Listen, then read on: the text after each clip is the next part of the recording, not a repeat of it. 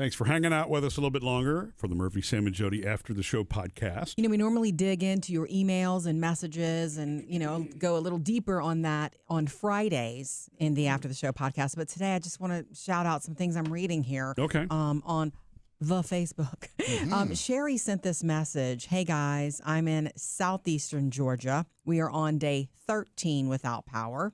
And I've learned a lot in the last 13 days. She means because of Hurricane Helene. Right. Yeah.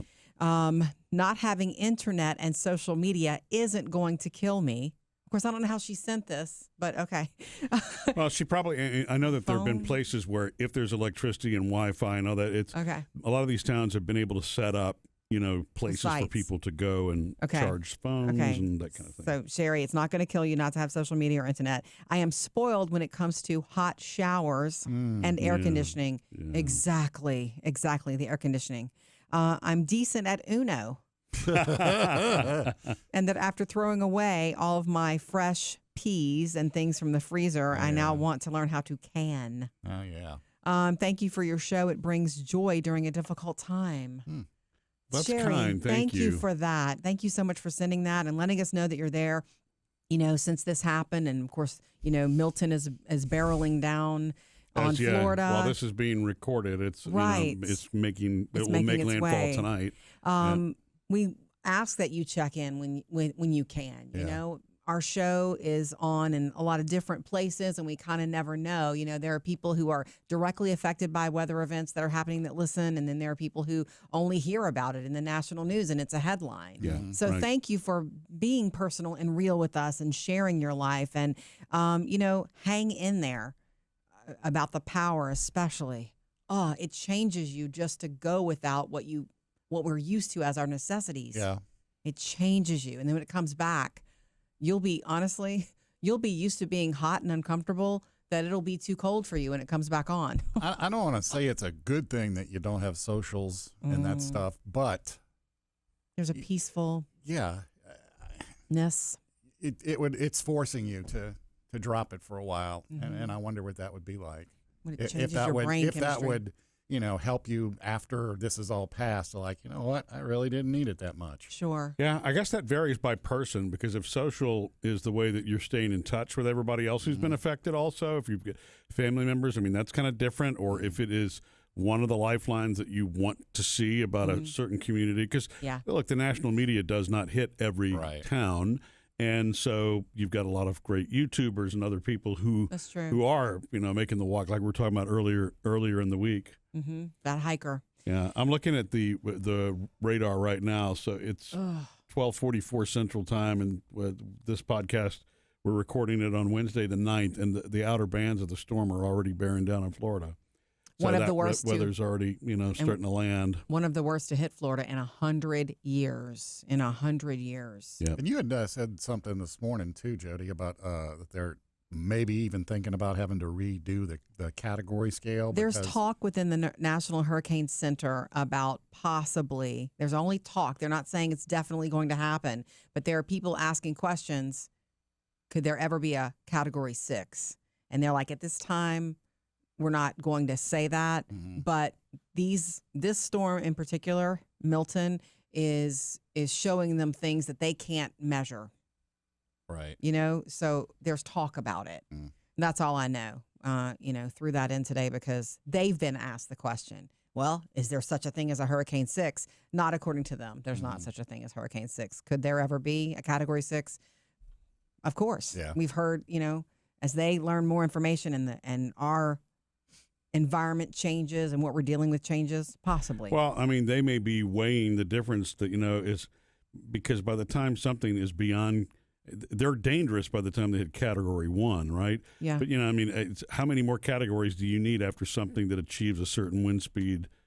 145 miles an hour, which is what it's at right now, is dangerous. You know what I'm saying? It does. It's you're not going to treat a Category 6 any differently with, what am I trying to say? You should treat Category 5 right now as serious as you would any Category 6. You know what I'm saying? Yes. A nominal difference. I think, but it's based on, wind speeds and speed and storm surge. It's based on all those things. And if they get to a certain level of, it's topping that, they might do it. Yeah. they're the ones, they're the experts. It's so much to study. It's one thing, Murphy, I will say. I know overall that you live with me and you know that I'm not so impressed with technology sometimes, and I feel like sometimes I want less of it in my life. But it's one thing when it comes to weather. I'm so grateful for the technology, for the knowledge ahead of time. Yeah. All the people who knew to it, people who maybe would not have evacuated in the past, evacuate based on these models and evacuate based on what they've been told. They seem to be able to pinpoint things a lot further out now, too. Yeah. Which obviously gives you, as a citizen or resident of the area that it's affecting, more of a chance to get away. Yeah, in the last couple of years, that's been huge. And really, it seems like it's only been the last 3 or 4 that they've been able to predict something that seemingly is just a drift and nothing will turn into a storm. And it's so crazy how correct they are on the path, how correct they can be on the path. Yeah, I It mean, seems like it used to change more often. All the technology being in the early warning part is probably the biggest advance, because unfortunately, anything beyond that, you can't control that. You can't control what's going to happen after it lands.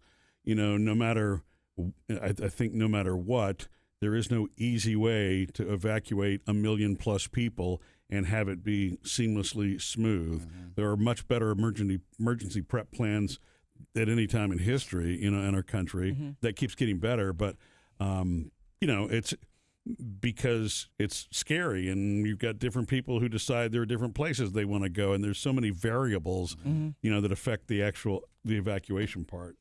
You know that Murphy, I was never into weather, and I'm not into weather. I'm not as, but when I married you, and your family is very weather wise, if you will. There was you guys can talk that talk, and they had a cloud chart on the fridge. Cloud chart on the fridge. One of my first conversations with your mother was at the beach on the balcony when the first year you ever brought me to the beach, and she didn't know me very well, and we had one of those moments where we didn't know what to say to each other, and she said, "Are you interested in clouds at all?" And I remember going, maybe. I was honest. I'm like, sure, teach me something. That one looks like a giraffe. I didn't grow up in that kind of family. Well, you know, we knew bad weather was coming. We did what we needed to do to get ready. Yeah. It was all about safety. But my parents, they probably were, but they didn't share it with us. Like, this is why this is happening. There was not a lot of education about storms going on in the days leading up to. And I remember one of my first boyfriends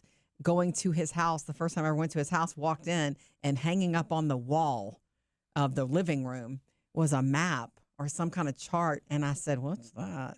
And he said, "It's a hurricane tracking chart, duh," or something like that. And I was like, "Oh, so this is on the wall here." And his dad plotted all that. I mean, look, back in the day, I mean, that's the way. You didn't have smartphones, you didn't have any of that, and so you would, you know, whatever the TV forecast was, you would just make that little mark, and that's whatever.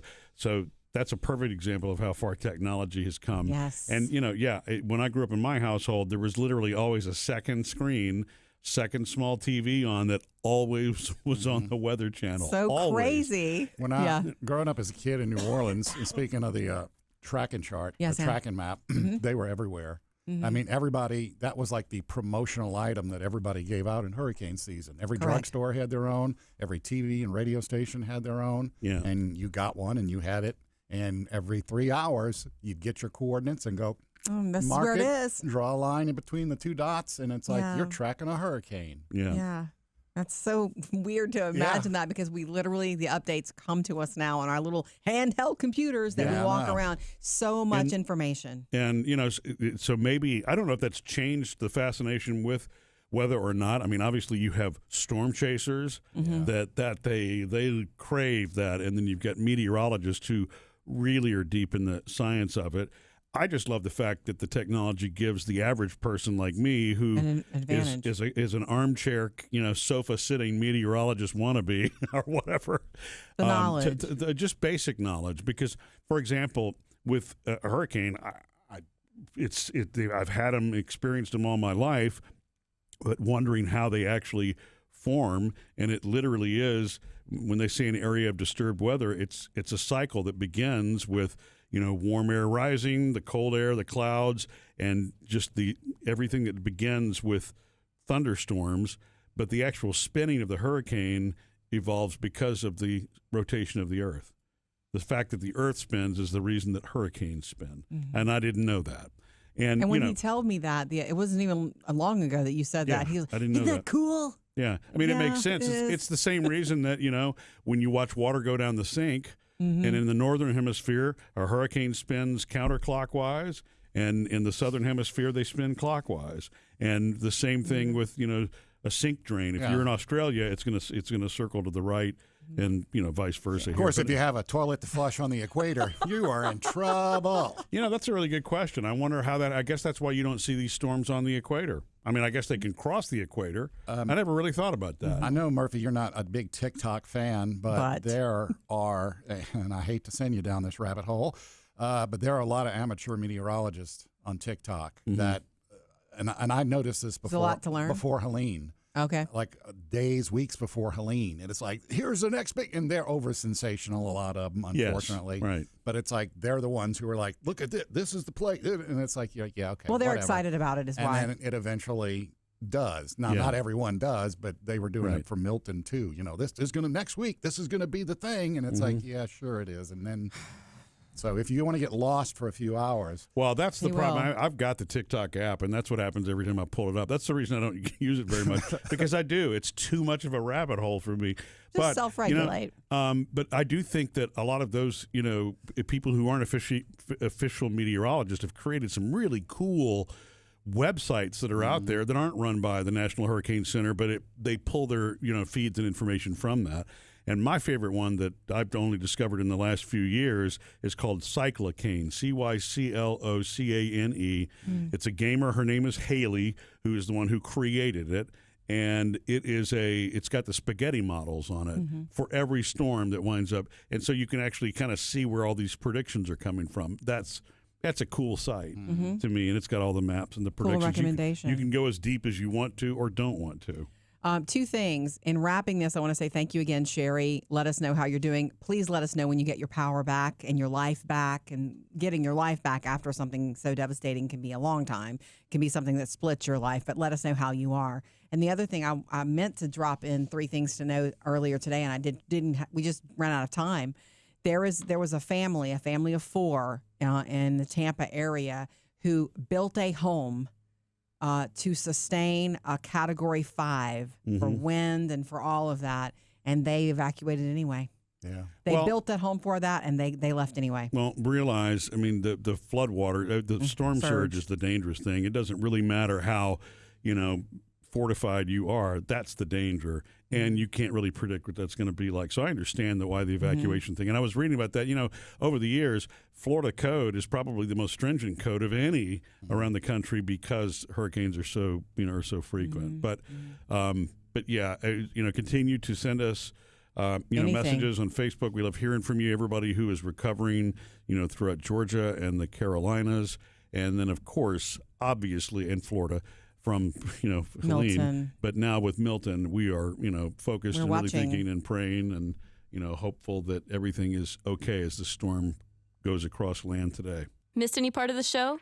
Get it all on the Murphy, Sam, and Jodi podcast.